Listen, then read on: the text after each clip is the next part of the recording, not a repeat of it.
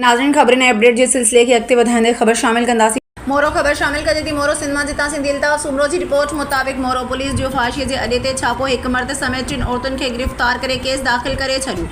SSP Naushahro Firoz Singhar Malik ji सख़्त हिदायतुनि ते DSP मोरो सरदार ख़ान चांडियो ऐं SHO मोरो राजा नवीद सरफराज़ पुलिस नफ़री सां गॾु दरगाह जमाल शाह भरिसां सिंध कॉलोनी फाशीअ जे अॾे ते छापो हिकु मर्द अख्तर अली भटिया ऐं 3 औरतुनि ख़ालिदा शमीम ऐं शाहिदा खे गिरफ़्तार करे वरितो, जॾहिं त 3 ॼणा अकरम माशी इक़बाल उर्फ़ काली महर ऐं नांग सोची फ़रार थियण में कामयाब थी विया। मोरो थाणे ते गिरफ़्तार ऐं फ़रार थियलनि ख़िलाफ़ गुनाह नंबर